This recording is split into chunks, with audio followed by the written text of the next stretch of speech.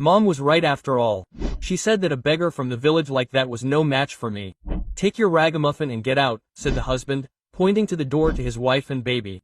Vera smiled calmly. Okay, you asked for it yourself.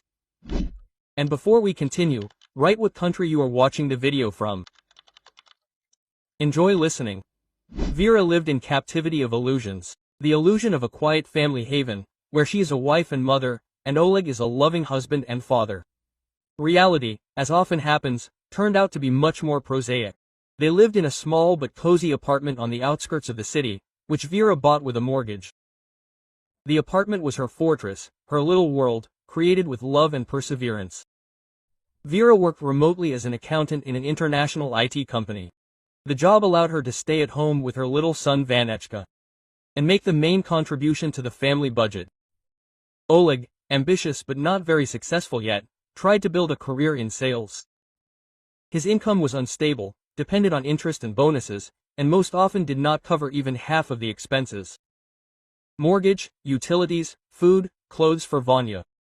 All this was paid for from Vera's personal card. Oleg, it seemed, preferred not to notice it. He took it for granted, as a matter of course.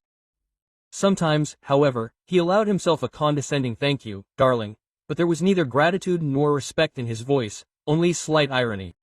After Vanya was born, everything changed. Vera, of course, was tired. Sleepless nights, feedings, colic, endless washing and cleaning. All this was exhausting to the limit. But she loved her son immensely, and all the difficulties seemed insignificant to her compared to the joy of motherhood. However, Oleg, it seemed, did not share her delight. He increasingly stayed late at work, citing important meetings and negotiations. In the evenings, instead of helping Vera with the child, he buried himself in his phone or watched TV, brushing off her requests with the phrase, "I'm tired too." But the real storm was approaching from Svetlana Yurievna, Oleg's mother. Svetlana Yurievna was a powerful, arrogant woman, convinced of her own rightness. She considered Vera a country bumpkin, unworthy of her son, who was so promising and talented. Svetlana Yurievna regularly visited her colleague and Vera to assess the situation. Her visits always turned into torture for Vera.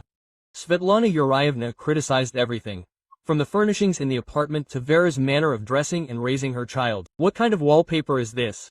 What a bad taste," she wrinkled her nose, looking around the living room. "Vanechka is really skinny. Do you not feed him at all?" Quote. She reproached Vera, without even asking how the child was feeling. "My Oleg is so smart, so talented, and you? You don't develop him at all," she hissed venomously, looking at Vera with contempt. Oleg, unfortunately, did not stand up for his wife. He was afraid of his mother, afraid of her criticism and discontent. He preferred to remain silent, hoping that everything would work out on its own. But Oleg's silence only added fuel to the fire.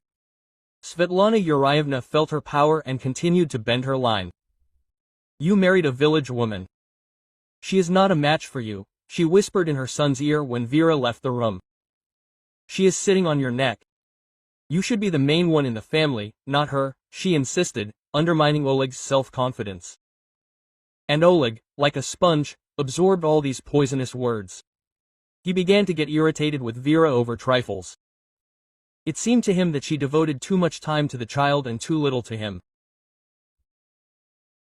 He reproached her for sitting at home and doing nothing, although he knew perfectly well that she worked full-time and made the main contribution to the family budget.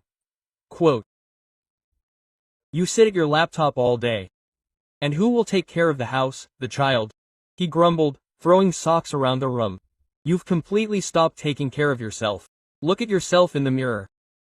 You look like a hen," he threw rudely, not even noticing how her eyes filled with tears. Vera endured. She endured for Vanechka, for the sake of preserving the family. She hoped that everything would work out, that Oleg would come to his senses, that Svetlana Yurievna would leave them in peace. But with each passing day her hope faded. She felt a wall of misunderstanding and alienation growing between her and Oleg. She increasingly caught herself thinking that she was living in a stranger's house with a stranger. She felt like a temporary guest, not a wife, who could be asked to leave at any moment. One evening, when Vanechka was already asleep, Vera was sitting in the kitchen and drinking tea. Oleg came home from work late, irritated and angry. He silently went into the living room and turned on the TV. Vera decided to talk to him. She felt that this could not go on any longer. Quote, "Oleg, we need to talk," she said quietly, entering the living room. Oleg winced with displeasure, but turned off the TV. Quote, "What's wrong?" he muttered. "I can't do this anymore. You've completely stopped noticing me. You're constantly criticizing me. Your mother is constantly humiliating me. I feel like a stranger here," Vera blurted out in one breath. Oleg was silent. He looked at her with an indifferent gaze, as if he was seeing her for the first time. "It's all your own fault. You should be more feminine, more attentive. You should take more care of me," he finally said. "I work, I look after the child, I try to create comfort in the house. What else should I do?" Quote, Vera asked, feeling a lump in her throat. "You should be grateful to me for being with you. You should be happy that I tolerate you," Oleg answered cynically. Vera felt something break in her heart. She realized that it was impossible to live like this any longer. The illusion of silence and family happiness was finally dispelled. She was left alone with the bitter truth. She no longer loved Oleg, and it seemed that he had never loved her. She was just a convenient addition to his life, free labor force and an object for self-affirmation. The next day, Oleg's mother showed up unexpectedly for dinner. After dinner with Svetlana Yurievna, a thick, almost tangible silence hung in the apartment. Vera felt this silence weighing on her, as if it concentrated all the unspoken things that had accumulated over the past months. Oleg sat opposite her, staring at his plate of unfinished salad, as if he could find the answers to all his questions there. Svetlana Yurievna, on the contrary, radiated contentment, watching her son with a certain personal gleam in her eyes. Vera knew that something important was about to happen, something that would change her life. She felt it with every cell of her body. She was tired of her mother-in-law's constant nagging, of Oleg's silent support, of the feeling that she was a stranger here. The tension grew with every second.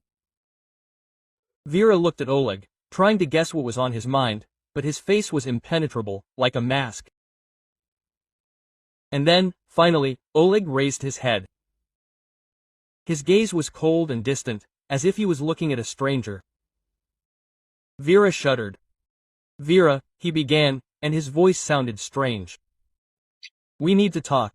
Vera nodded silently, feeling how everything inside was shrinking from a premonition of trouble. "Mom is right," Oleg continued, looking somewhere to the side. You are not pulling?" Vera raised her eyebrows in surprise. "Not pulling? What does he mean?" She worked like hell to provide for the family, to pay off the mortgage, so that their son had everything he needed. And he says that she is not pulling. "I don't understand," Vera said quietly. "What do you mean?" "You sit at home," Svetlana Yurievna intervened. "Spending my son's money. Do you think this money comes easy to us? Oleg works like an ox. And you just sit and have children." "I work too," Vera objected, feeling anger boiling inside. "I work remotely, and my income allows us." "Your income is pennies," Svetlana Yurievna interrupted her. "You live at the expense of my son." Vera looked at Oleg, expecting him to stand up for her, that he would tell his mother to stop. But Oleg was silent, his head down. "Oleg, tell her," Vera begged. "Tell her it's not true." Oleg raised his head and looked at Vera. There was no love or regret in his eyes, only cold determination. "Mom is right," he repeated. "You are a beggar, you are from the dirt." Vera felt as if she had been slapped in the face. Oleg's words hurt her, like a knife. She always knew that Svetlana Yurievna did not love her. But for Oleg to say something like this, "Take your ragamuffin and get lost," Oleg continued, not looking away. "You are no longer needed by me." He pointed to the door. Vera looked at him, not believing her ears. Could this really be the end? Could everything they had, all their dreams and hopes have collapsed in an instant? Everything inside Vera had broken off. She no longer felt any pain or resentment, only emptiness. She realized that she could no longer stay here, that she could no longer endure the humiliation. Vera stood up from her chair without saying a word. She silently walked to the closet, took out a suitcase and began to pack her things. Oleg and Svetlana Yurievna watched her silently. She put the children's things, several of her dresses, and photographs into the suitcase. She did not cry. There were no tears inside her. There was only cold determination. Having finished packing, Vera picked up the sleeping child in her arms, threw her bag over her shoulder and headed for the door. "Where are you going?" Svetlana Yurievna asked, looking mockingly at Vera. "Do you think someone needs you?" Vera stopped at the door and turned around. She looked at Oleg, then at Svetlana Yurievna. "I'm leaving," she said calmly. "And I'll never come back." She left the apartment, leaving Oleg and Svetlana Yurievna alone. She walked down the stairs, feeling lighter and freer with every step. It was dark and cold outside. Vera called a taxi and gave the address of her old apartment, where she lived with her parents. In the morning, Oleg woke up with a heavy head. He vaguely remembered the previous evening, the quarrel with Vera, the words he said to her. He felt remorse, but at the same time believed that he had done the right thing. Mom always knows best. He got out of bed and went to the kitchen. Svetlana Yurievna was waiting for him there, already busy at the stove. "Good morning, son," she said, smiling. "How did you sleep?" "Fine," Oleg answered, sitting down at the table. "Where's Vera?" "Vera left," Svetlana Yurievna answered, calmly making scrambled eggs. "She said she was leaving yesterday." Oleg frowned. He expected Vera to apologize, to beg him to stay, but she just left. Quote, "And how did we let her go so calmly?" Oleg asked, looking at his mother in surprise. "What were we supposed to do?" Svetlana Yurievna answered, shrugging her shoulders. "She made her own choice." Oleg said nothing. He felt awkward and confused. He understood that he had made a mistake, but he didn't know how to fix it. At that moment the doorbell rang. Svetlana Yurievna opened the door, and an unfamiliar man in a formal suit appeared on the threshold. Quote, "Hello," the man said, handing Svetlana Yurievna an envelope. "This is for Oleg." Quote, Svetlana Yurievna took the envelope and handed it to her son. Oleg opened the envelope and took out two documents. The first document was a statement of separation, the second was a notice of intent to dissolve the marriage. Oleg was shocked. He did not expect Vera to take such decisive steps so quickly. "What does this mean?" he asked, looking at his mother. "It means that your wife has filed for divorce," Svetlana Yurievna answered, shrugging her shoulders. "And she is demanding a division of property." "What property?" Oleg was surprised. "But we have nothing." "How can we not have anything?" Svetlana Yurievna exclaimed. "What about the apartment?" "But the mortgage is issued on faith," Oleg objected, "and she made all the payments." "That doesn't matter," Svetlana Yurievna said. "The apartment is jointly held property, and you are entitled to half." Oleg felt himself panicking. He understood that if Vera filed a lawsuit, he could lose everything. "We need to do something," he said, looking at his mother. "We need to talk to Vera, persuade her to withdraw the statement." "Don't even think about it," Svetlana Yurievna cut him off sharply. "You are a man, you must fight for yours." Oleg did not know what to do. He was confused and scared. He understood that he had fallen into a trap that he himself had created. Svetlana Yurievna looked at her son with a triumphant look. She had achieved her goal. She had gotten rid of the daughter-in-law, whom she considered unworthy of her son. But she did not yet know that this was only the beginning, that Vera would not give up without a fight. And that Vera had her own ace up her sleeve. The courtroom was stuffy. Vera felt the sticky sweat appearing on her back, despite the thin blouse. She tried not to look at Oleg, who was sitting on the other side of the room next to his mother. Svetlana Yurievna was burning her with a look full of hatred and contempt. Vera took a deep breath, concentrating on Andrei Viktorovich, her godfather, who was sitting next to her and calmly looking through the documents.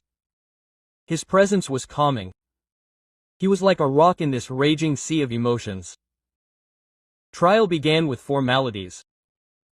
The judge, a middle-aged woman with a tired look, read out the case materials. Vera listened half-heartedly, knowing that the most important thing was yet to come. When it came to discussing the right to own the apartment, Oleg became noticeably nervous.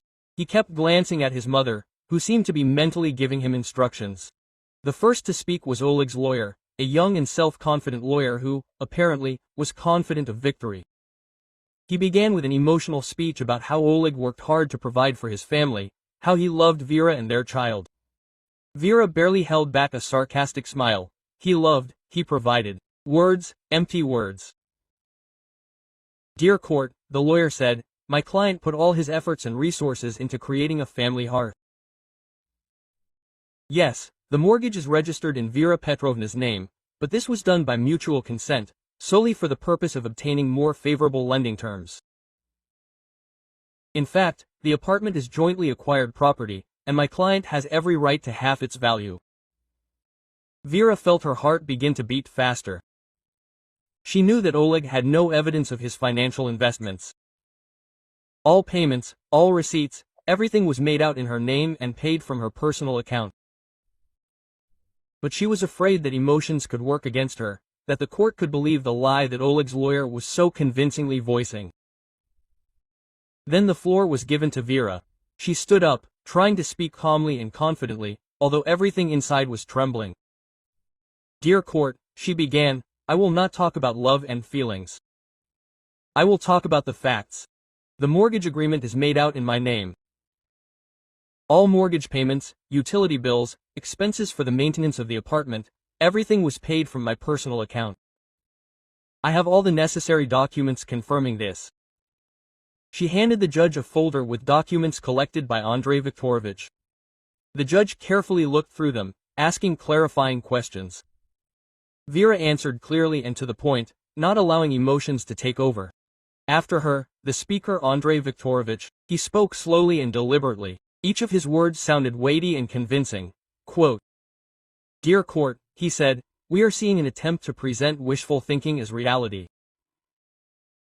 My opponent's lawyer is trying to convince the court that his client invested in the purchase of the apartment, but he does not provide any evidence. All the documents indicate the opposite. Vera Petrovna bore the burden of financial obligations alone. Moreover, my client Vera Petrovna, while on maternity leave, continued to work remotely, providing for the family. Oleg Igorovich, in turn, did not provide adequate financial support and, unfortunately, did not prove himself to be a responsible husband and father." Andrei Viktorovich paused, looking directly at Oleg. He looked away, blushing. "We ask the court to take into account all the evidence presented and make a fair decision, leaving the apartment in the ownership of Vera Petrovna. This is not only her legal right, but also the only way to ensure a stable future for her child." Silence reigned in the courtroom. Only the quiet rustling of papers and muffled voices were heard. The judge announced break to make a decision. Vera went out into the hallway, feeling completely empty. Andrei Viktorovich patted her on the shoulder. "Everything will be fine, Vera. We did everything we could." She nodded, but she could not get rid of her anxiety. Scraps of conversations, faces, words were spinning in her head. She was afraid that the court might decide against her, that she would be left with nothing, without a home, without a livelihood. Oleg and Svetlana Yurievna were standing at the other end of the hallway, animatedly discussing something. Svetlana Yurievna threw an angry look at Vera, full of triumph. Vera looked away, trying not to show her fear. After excruciatingly long minutes of waiting, the judge returned to the courtroom and announced the decision. The court, having examined the evidence presented and heard the arguments of the parties, ruled, Oleg Igorovich's claims for the division of jointly acquired property are rejected. The right of ownership of the apartment located at the address remains with Vera Petrovna. Quote, Vera felt how all the tension of the past months suddenly left her. She could hardly hold back tears of joy. Andrei Viktorovich hugged her tightly. Oleg stood as if struck by lightning. Svetlana Yurievna screamed something inarticulate, but her words were drowned out by the general noise. The trial was over. Vera had won. As they were leaving the courthouse, Vera saw Oleg, his head down, wandering to the car where his mother was waiting for him. Svetlana Yurievna was angrily scolding him, pointing her finger at his chest. At that moment, Vera felt not triumph, but rather pity. They had ruined their own lives. A few days later, Vera received a notice that Oleg had filed an appeal. She was not surprised. She knew that he would not give in so easily, but she was ready to fight to the end. However, the appellate court upheld the decision of the first instance without changes. Vera's evidence was irrefutable, and the court found no grounds for reviewing the case. Oleg was forced to return to live with his mother. Vera kept the apartment. She didn't ask him for anything, didn't demand any compensation. She only needed silence. Silence and the opportunity to start a new life. A few weeks later, Vera learned that Oleg had been called into the office of the head of the HR department. He looked rumpled, not having slept. After the trial, where he suffered a crushing defeat, the world around him seemed to have gone dark. Returning to his mother's apartment, to his old childhood room, seemed like a humiliating step backwards. Vera's calls and messages went unanswered, as if he was trying to knock on a dead wall. The head of the HR department, Pavel Andreevich, greeted him in a dry, official tone. "Oleg Igorovich, sit down." A tense silence hung in the office. Pavel Andreevich cleared his throat and continued. "We received an anonymous complaint regarding certain financial transactions in which you were involved. We are obliged to conduct an internal investigation." Quote, Oleg went cold. He understood perfectly well what this was about. The petty machinations he pulled to seem more successful than he actually was. Small kickbacks, padding, fictitious travel expenses. All of this, he believed, went unnoticed. But apparently Vera, no, he couldn't believe it was her. Although, who else could know all these details? "We are talking about the last 2 years, Pavel Andreevich continued, carefully watching Oleg's reaction. "You understand that if the information is confirmed, the consequences can be very serious, up to and including dismissal and transfer of the case to law enforcement agencies." Oleg tried to object, to justify himself, but the words stuck in his throat. He felt the ground slipping out from under his feet. His carefully constructed image of a successful young specialist was collapsing overnight. All his efforts, all his ambitions were crossed out by one anonymous letter. Leaving the office, Oleg felt completely empty. He mechanically took out his phone and dialed Vera's number again. A beep. Another. And again silence. She didn't answer. She cut him off from herself, like a sick branch from a healthy tree. Svetlana Yurievna met him at home with anxiety in her eyes. She already knew about the call to work. Rumors spread quickly. "What happened, Oleg? What do they want from you?" She began to wail, hugging her son by the shoulders. Oleg pushed her away. "Mom, leave me alone. This is all because of you. You ruined everything. If you hadn't interfered in our relationship, none of this would have happened." Svetlana Yurievna was offended. "How can you say that? I only wanted the best for you. I saw that she was not a match for you." "Not a match?" Oleg snapped. "Yes, she was pulling the whole family on her shoulders, and I, like a fool, listened to you and tried to pretend to be a tough guy. And now what? I am without work, no money and no her." He went into his room and slammed the door. Svetlana Yurievna was left standing in the middle of the living room, confused and offended. She did not understand how everything could have turned out like this. After all, she only wanted her son to be happy. Meanwhile, Vera was sitting in an outdoor cafe, watching her son, little Vanechka, peacefully sleeping in a stroller. 3 months had passed since the court ruled in her favor. 3 months of peace and quiet. 3 months to come to her senses, heal her wounds and make new plans. At first, it was hard.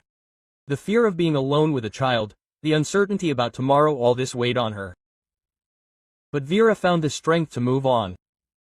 She returned to work, though part-time for now. A nanny, whom she found on the recommendation of friends, helped. She understood that she needed to develop, to move forward.